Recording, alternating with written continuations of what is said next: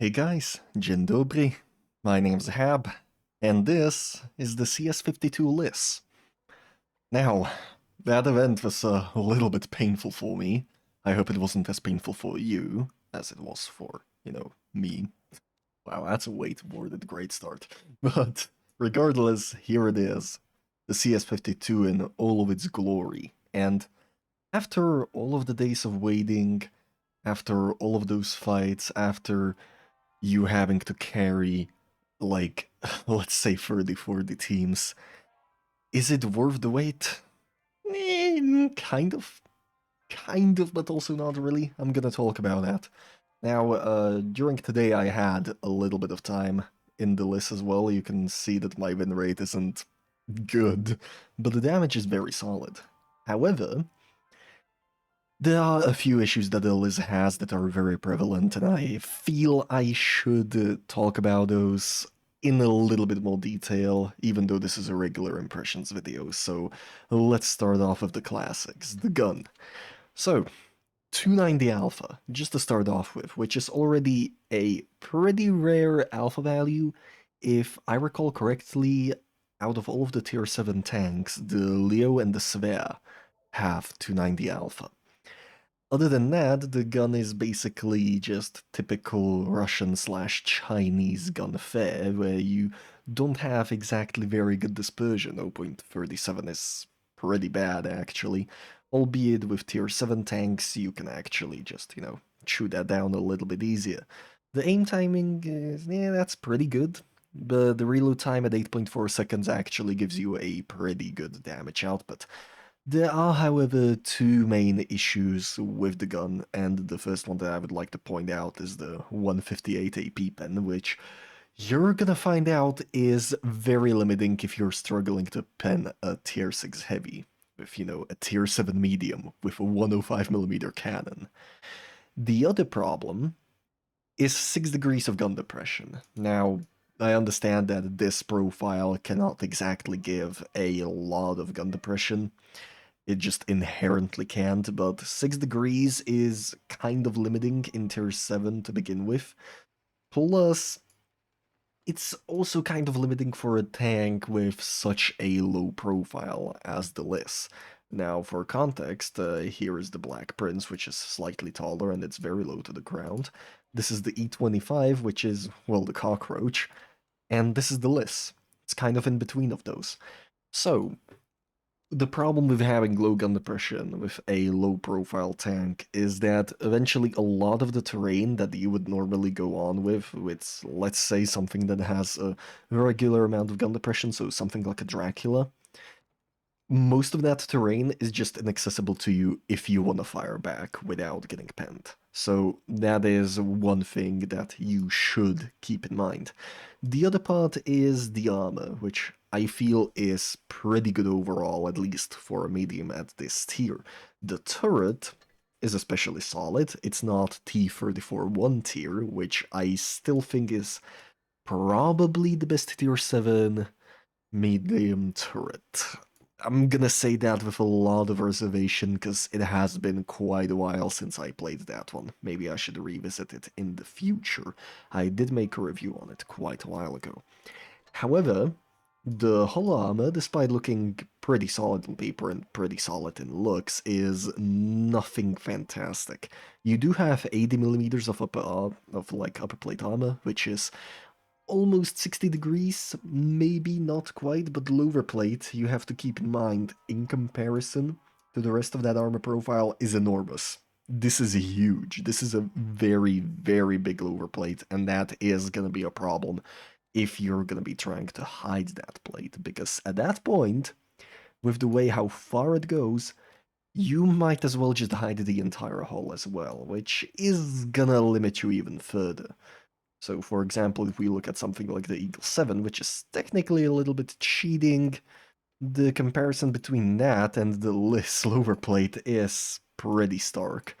The Eagle is a little bit higher up, so the lower plate probably looks very similar, but it's also far less wide than the one you get on the LIS. So that is the second problem with the LIS.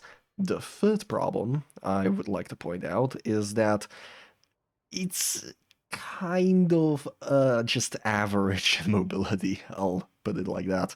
You do have 600 horsepower with all of the bells and whistles down running, you basically have 650.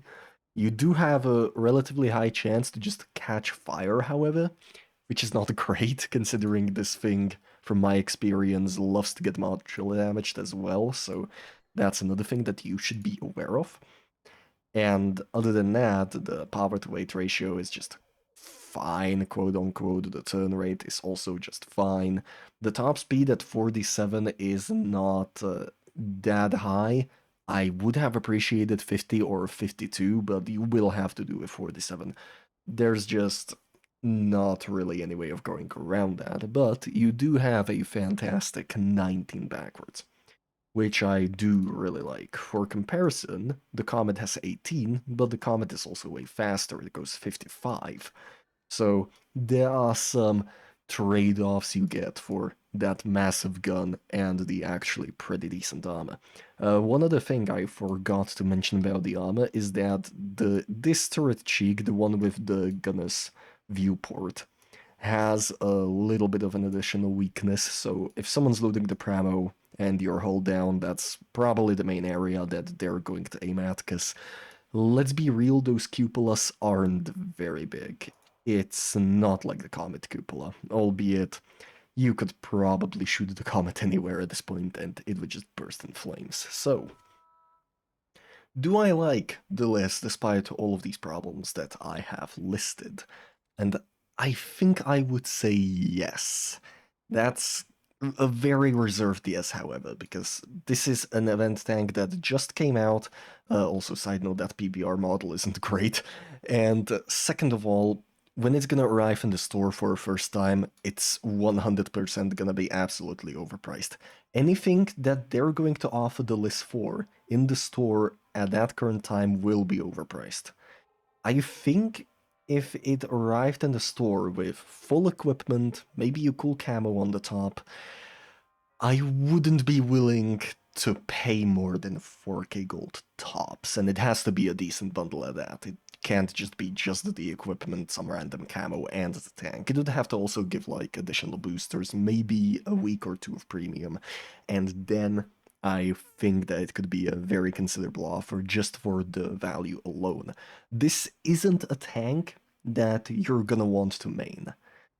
But how about I explain that with a battle?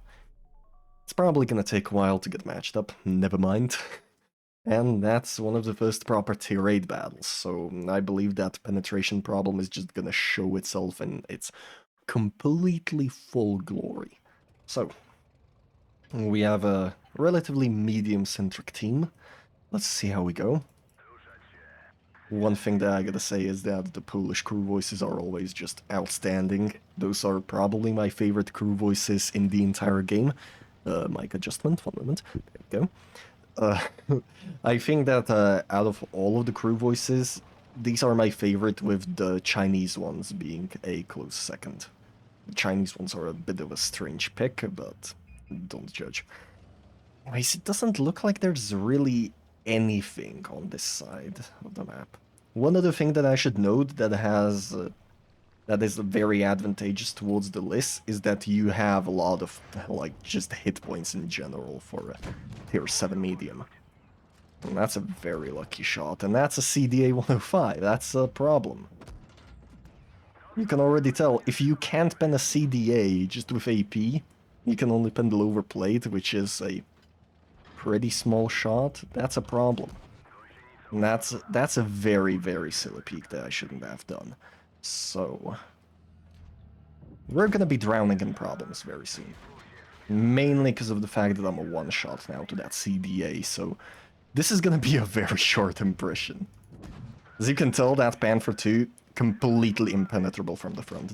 I believe the penetration is the LIS's main weakness. You will not just get past this without some problems. So as you can tell, that did not exactly go well. However, the Revelorus is still kind of standing up. Not for much longer, however. It seems that How should I say it? My team doesn't seem to be the best, albeit my movement wasn't exactly good either, so I'm partly to blame. Uh-oh. Now, so let's try and wrap it up in a nice little package, shall we say. We're gonna have to do without visual aid because it's still gonna be in the garage by the time I finish, probably. So, one of the biggest advantages of the list is by a long shot that alpha damage. You will outtrade like 90% of the mediums at this tier that you can fight. The very minor exceptions can be the T-34-1, the Leo, the Svea, and that's pretty much where it ends. Other than that, you also have a quite decent armor profile for hold down. It's not gonna completely hold your hand, it's basically only really useful in a pinch, but it is a very good armor profile to use against a lot of tier 6s as well. So if you are top tier, you will have a pretty fun time. That is unless you're fighting a person who has more than 140mm of pen. Other than that, as for the disadvantages, as I have already said, the mobility is kind of lackluster. The armor has a very prevalent lower plate, which is very easy to go through.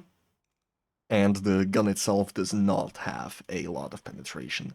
If you want to take another look, this is just with the gun rammer, as I usually don't use calibrated shells on lower tier mediums, unless we're talking tier 10 where I usually use calibrated. So 197 is kind of low for Pramo. I think the Eagle is only slightly more, if I'm not mistaken. Yes, only by 5mm. So, you know, for a 105mm at tier 7 that has to fight a ton of heavy and super heavy tier 8 tanks, this penetration will not hold you. You're gonna need a lot of map knowledge and just map movement in general to do very well in this thing. Plus, the accuracy is kind of... it's kind of mid. Regardless, if you do ever find this tank for very, very cheap, and you just want a Polish medium since you probably missed out on the Poodle, which I don't really blame you, the Poodle is just kind of average, but if you missed out on one of those and it's gonna be up in the store for very, very cheap, I would say to consider it. Regardless, that is gonna be it for me. My name is Hap. If you liked this video for some odd reason, feel free to like, comment, subscribe, and I'll catch you guys later. Bye-bye.